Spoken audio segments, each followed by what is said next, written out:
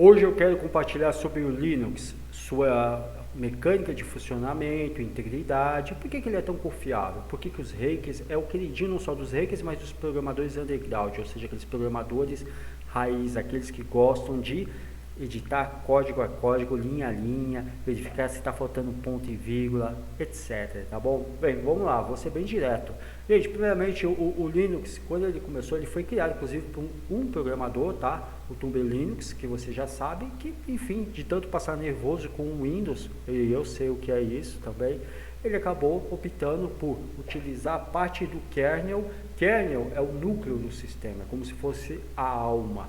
É do kernel que sai todos os comandos primários para o funcionamento do sistema, tá bom? Ele acabou pegando o kernel do Unix, que é considerado o melhor sistema de toda a ciência, de toda a tecnologia, de todas as eras, tá? O Unix, ele não é um sistema para microcomputadores. O que você tem na sua casa ou no seu trabalho é microcomputador. O Unix é um sistema para mainframe, ou seja, computadores de grande porte. Normalmente esses computadores estão em instituições financeiras, instituições bancárias. Eu não estou falando de agência não, estou falando dos centros de distribuição, dos centros tecnológicos, tá? Eles estão, por exemplo, em grandes instituições de pesquisa e desenvolvimento, como a NASA, o MIT, por aí vai, enfim. Mainframe significa grande porte, tá bom? E o que acontece? O Linux, ele é derivado, o kernel dele foi o que foi utilizado para ser criado, né? Então, na prática, o Linux, ele é o filhote do Unix, tá? E o neto é o Android, mas eu vou deixar isso para essa história para outro dia, tá bom? Sobre o Android. Vamos falar do Linux agora. O Linux é o seguinte, ele não tem desperdício de uso de hardware, ele não trabalha com ociosidade. Ociosidade é quando você deixa vários processos rodando sem necessidade, sem requisição, ou que você já fez a requisição, mas ele não foi encerrado. Sabe quando muitas vezes você, poxa vida, está utilizando um sistema como o Windows e é quase impossível não fazer comparativos, e ele começa a ficar lento, pesado, porque tem um monte de tarefa que você requisitou, você já terminou de usar aquelas tarefas, aquele programa, aquele envio de documento para impressão, etc. e tal, e ele continua rodando, ele continua utilizando recursos do hardware, né? Ele continua trabalhando, o sistema fica sobrecarregado, é o overwrite, ele fica lento, e isso o Linux não faz, ele usa apenas o que é requisitado. Terminou de ser requisitado, ele para de usar. Então, só para que você tenha uma ideia.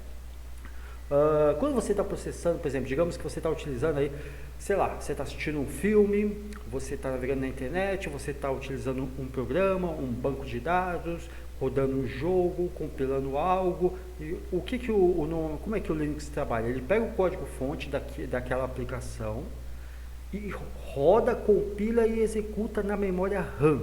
A memória RAM fica aqui, ó, na placa-mãe, tá? Aqui são os slots apenas, a memória RAM fica aqui, tá? E ela é um chip, né? Ela na prática é um chip para que serve a memória RAM?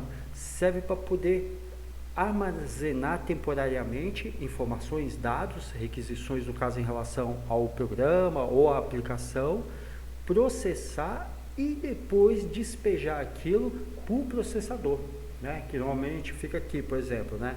E aí o processador faz os cálculos e executa as ações, tá? Mais ou menos eu estou explicando aqui de forma bem simplista, ciclo de máquina, tá? Eu trabalho com essa parte de engenharia, né, também, então, o que acontece? Ele não fica fazendo swap com HD. Opa, o que é swap? Esse aqui é um HD externo, aberto, obviamente não serve mais para nada, mas é aqui que é gravado no disco magnético, que é gravado as informações. O que é swap? Vou dar um exemplo prático. Digamos que você vai jogar Free Fire.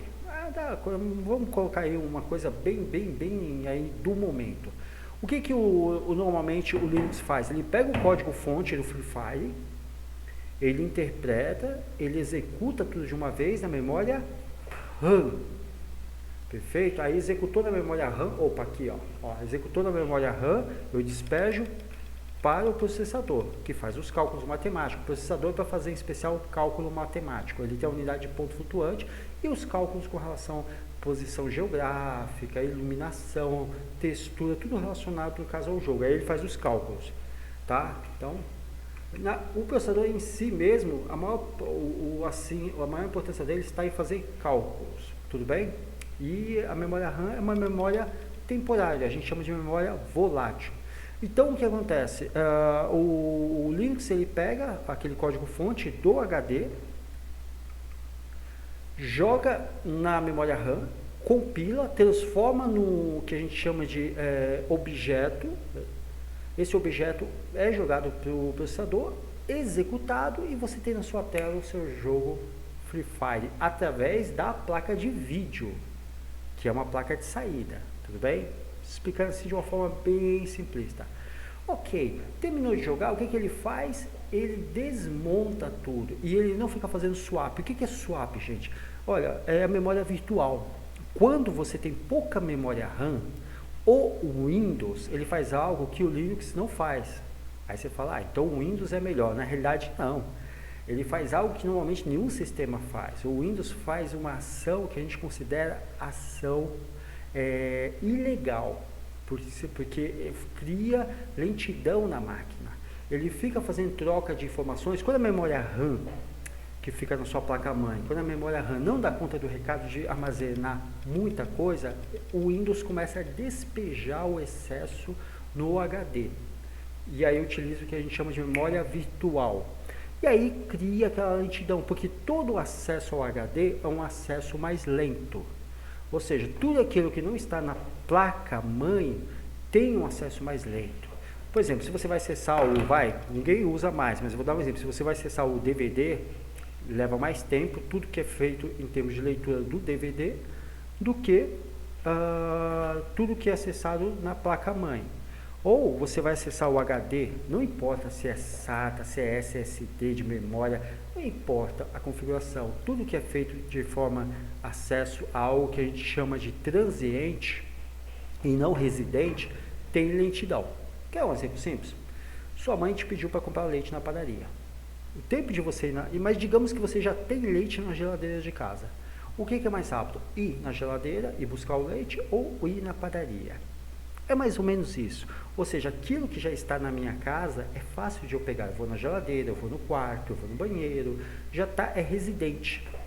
Tudo que está na placa-mãe chamamos de elementos, na motherboard, né? Chamamos de elementos residentes. Ok? E tudo que é externo, conectado à placa-mãe, chamamos de transientes. Que estão em transição. Estão lá aclopados, mas podem ser retirados. Ok? E aí, no caso do Windows, ele fica fazendo swap com memória virtual, né? Ele pega partições, a gente chama de partições, porque é dividido, né?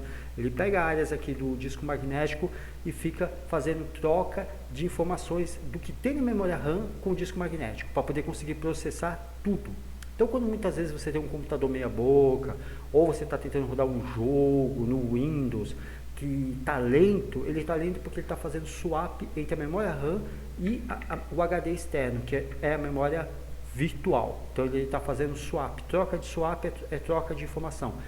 Como ele não consegue, como a memória RAM não dá conta do recado, por exemplo, digamos que você tem só 8 GB de RAM para rodar um jogo como Fortnite, que exige máquina, né? Aí, poxa vida, pro jogo, o Windows, ele pega e ele roda de repente, digamos que você tem 8 GB, sendo que desses 8 GB, 3 GB é só para operar o sistema. Olha só. Aí sobra, aí vai mais ou menos o que? Uns 5 GB e meio, vai. Mas 5 GB e meio não dão conta do recado de rodar todo o jogo. Então ele começa a utilizar 10, 20, 30, 40, 50, 100 GB do HD externo. E aí ele fica fazendo troca de informação da memória RAM com HD externo. A gente chama isso de swap e cria lentidão no sistema. Isso o Linux não faz. O Linux, ele usa o que ele tem. Se ele tem 8 GB de RAM, ele vai usar os 8 GB de RAM. Tá? O Windows, só para existir, ele usa pelo menos 3 GB da sua memória RAM. O Linux não. O Linux, 500 MB para ele é o suficiente.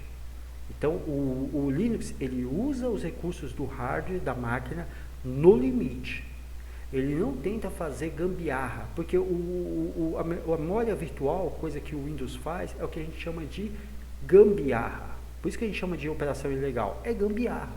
E é uma gambiarra que cria o overflow, que cria o overflow, deixando sua máquina lenta e os processos, e você acaba tendo que dar Ctrl Alt Del ou desligar e ligar seu computador. O Windows não, o Linux não. O Linux também entende que tudo é no mount, M-O-U-N-T. Mount é montar. Se eu vou utilizar o HD externo, ele não fica trabalhando com ociosidade. Se eu vou utilizar o HD externo, digamos a partição D, digamos que eu tenho uma partição aqui, C, D, E, F, G. Em cada uma eu tenho diferentes tipos de projetos e programas. Se eu vou utilizar a partição G, eu tenho que ir lá, Mount, espaço, G. Eu tenho que, na realidade, barra invertida G. Eu tenho que dizer, e eu tenho que jogar o caminho. Tudo bem, o Linux tem interface visual, gráfica e amigável para o usuário hoje? Tem, mas eu estou explicando para você como funciona a parte mecânica do Linux. Então, eu tenho que dizer para ele, no caso, via vídeo texto, né? Se você não usar a interface via vídeo texto. Hoje a interface já faz isso automático? Sim. Então, você que é usuário final não precisa ficar com medo nem correr. Mas eu estou mostrando, eu estou, na verdade, te falando como ele funciona por trás, no back-end, tá? Ele pega, utiliza de comandos em que ele diz, eu vou usar esse HD. Depois que você disse, você que opera, não é ele que tenta ser o sabichão e operar na sua frente. Você chega e fala, eu quero acessar um vídeo, eu baixei um vídeo daqueles de meme da internet que está na unidade G. Aí você clicou pela interface ou digitou via vídeo texto, ele monta a unidade G e acessa o vídeo que você quer. As outras unidades ele deixa desmontado, ou seja, ele deixa como se tivesse desligado. Ou seja, o Linux, ele usa aquilo que você quer no momento, ele não fica deixando outros processos, outras unidades, outros programas rodando de forma desnecessária. Então, ele é extremamente econômico. Por isso que um Linux, só para que você entenda, ele é utilizado em 95% dos servidores dos web servers no mundo inteiro. Primeiro, é estável. Segundo, exige pouco do hardware, trabalha no limite do hardware, trabalha utilizando aquilo que você quer. Terceiro, segurança, extremamente seguro. Para você invadir um servidor Linux é 1000 vezes mais difícil que invadir um servidor Windows, mas eu vou deixar isso para outro vídeo. Calma que eu estou terminando, não foge ainda não. E quarto, o Linux é barato, é de graça. Não tenho que pagar aquelas licenças de R$1.000 em média, né, do Windows. Então, poxa, para você ter ideia, grandes empresas, corporações como a Embraer, Petrobras, Correios, entre outras grandes empresas, não só no Brasil, mas a nível mundo, substituíram os seus Windows pelo Linux. Ok? E o que é interessante frisar? O Linux, ele sabe utilizar 100% do hardware. Digamos que, eu vou dar um exemplo prático. Você tem uma Ferrari na sua casa. Ela anda a 300 km por hora, mas como você não é um motorista habilidoso, como você é meio barbeiro, você nunca passa de 50 por hora com a sua Ferrari. Entendeu? Você vai para a rodovia, mas só fica 50 por hora. O Linux não é assim não. Se o carro corre 300 por hora, ele vai correr a 300 por hora. O Windows, já por sua vez, ele não consegue utilizar 100% do hardware. O Linux, ele trabalha no código-fonte das aplicações, compilando elas. Então, a placa gráfica, a placa de vídeo gráfica, ele consegue aproveitar 100%. Eu já rodei, aqui a gente tem mais de 36 computadores, então a gente faz diferentes aplicações, testes, simulações, e eu trabalho com esses sistemas desde que o mundo é mundo, enfim. E eu te garanto uma coisa, é incrível você pegar, por exemplo, o mesmo jogo, ou sei lá, um vídeo, uma animação, qualquer coisa gráfica para que você tenha uma ideia, rodar no Windows e rodar no Linux. A qualidade gráfica no Linux é 1000 vezes melhor que o Windows. Ele aproveita 100% dos recursos da placa de vídeo. E aí ele dá uma saída na tela, show de bola, 1000 vezes melhor, porque ele aproveita. Para quem não sabe, a placa de vídeo, não só ela tem um recurso que vai, por exemplo, de A a Z, mas ela consegue fazer uma leitura com base no sistema que opera ela. O Windows não consegue fazer a leitura completa de todos os recursos de uma placa de vídeo. O Linux consegue. E aí você tem um resultado gráfico 1000 vezes melhor. Entendeu? Então o que acontece? O Linux ele trabalha na leitura que a gente chama de baixo nível, a leitura da máquina, que é o 0 e 1. Entendeu?